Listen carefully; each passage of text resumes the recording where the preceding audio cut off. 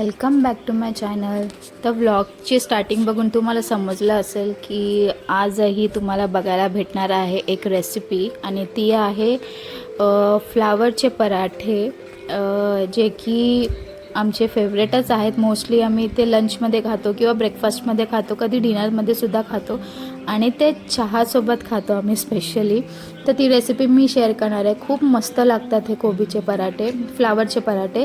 तर फ्लावर जो आहे सुरुवातीलाच तुम्ही बघितलं जसं की व्लॉगमध्ये, खिसून घ्यायचा आहे एकदम बारीक, आणि त्याला सुकवून घ्यायचा आहे थोडासा, की त्याच्यातलं जे पाणी आहे ते पूर्ण सुकलं पाहिजे, कारण की आपण ते लाटताना मॉइश्चर सोडणार चपातीच्या पिठाला, आणि ते लाटले जाणार नाहीत व्यवस्थित.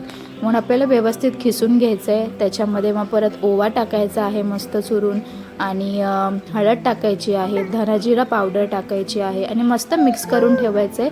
मीठ हे आपल्याला सुरुवातीलाच टाकायचं नाही आहे, तर कारण की पाणी सोडणार ते. परत आपण कोरडं करून घेतलेलं आहे मस्त फ्लावरच्या चुऱ्याला, त्याच्यामुळे मीठ लगेच आपल्याला टाकायचं नाही. ज्या क्षणी आपण करायला घेतो आहे, ते स्टफ करायला घेतो आहे पराठे बनवताना, त्या क्षणीच आपल्याला मीठ टाकायचं आहे, जेणेकरून ते लवकर आपले पराठे होईपर्यंत एवढं मॉइश्चर ते सोडणार नाही म्हणून.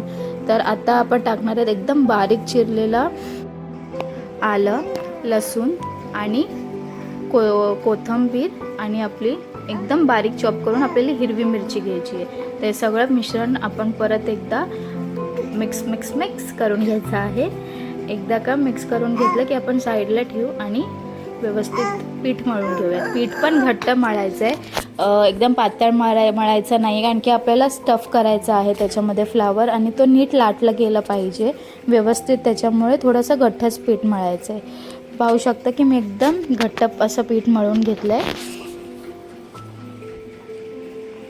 हे बघा, घट्ट एकदम मळून घेतलेले पीठ, आणि तेलाचा हात लावून आपण ते थोडा वेळ साईडला ठेवूयात.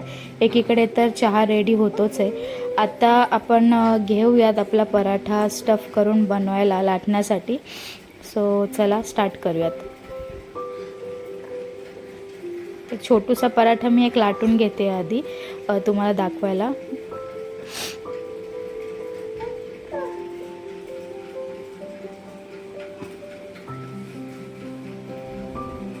ओके, तर आपण छोटीशी एक चपाती लाटून घेतलेली आहे, आणि आता आपण ॲड करतो आहे मीठ. सो हे खूप इम्पॉर्टंट आहे की मीठ जे आहे ते आपल्याला नंतर घालायचं आहे. जेव्हा आपण पराठे लाटायला घेणार आहोत, स्टफ करणार आहोत, त्यावेळेसच आपल्याला मीठ घालायचं आहे. तर आपण मस्तपैकी स्टफिंग जे आहे ते आपलं भरून घेऊया चपातीमध्ये.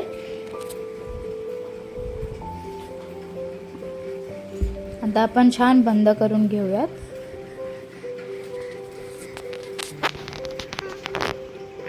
ओके, हे अशा प्रकारे बंद करून घेऊन, जसं की आपण भाकरी हातावरती थोडीशी आपण थापल्यासारखं करतो, म्हणजे एकसारखी फुगे जे आहेत ते काढून टाकायचे आहेत आपल्याला हातावरती, थोडंसं दाबून प्रेस करून अशा प्रकारे.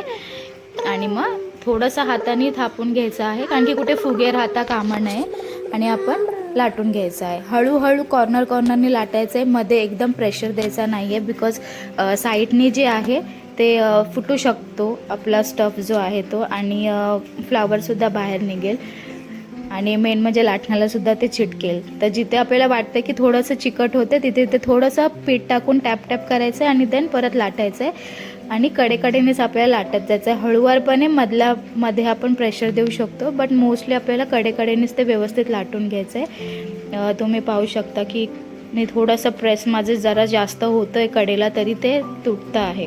मीठ टाकल्यामुळे लगेच त्याला पाणी सुटायला सुरुवात होतेच, म्हणून एकदम हळू आरामात जपून आपल्याला करायचं आहे, लाटायचं आहे. सो इथे पाहू शकता माझा पराठा जो आहे तो लाटून झाला आहे.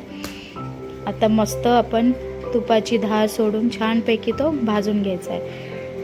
तवा मस्त तापला आहे. सो पाहूयात आपला पराठा कसा होतोय ते. इथे चहा रेडी झालेला आहे. सो मस्त गरम गरम पराठे आणि चहा, खूप मस्त लागतं हे कॉम्बिनेशन. तुम्ही सॉससोबतसुद्धा खाऊ शकता, बट चहाबरोबरसुद्धा खूप अप्रतिम लागतो. मस्त आपण इथे भाजून घेऊयात आपला पराठा.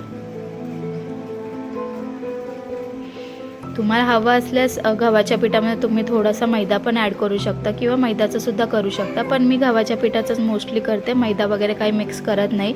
जेवढं आपण घट्ट व्यवस्थित मळू पीठ तेवढं आपल्याला शक्यता कमी आहे की आपला पराठा तुटेल किंवा स्टफिंग जे आहे ते बाहेर निघेल. सो गव्हाच्या पिठाचा केलेला बेस्ट ऑप्शन आहे. तो इथे झालेला आहे माझा मस्त खमंग कुरकुरीत असा पराठा. बघू शकता तुम्ही किती मस्त झालं आहे.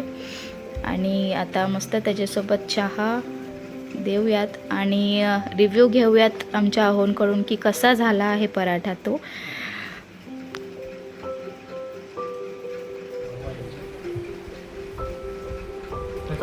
कसं झालं आहे टेस्ट करून सांगा.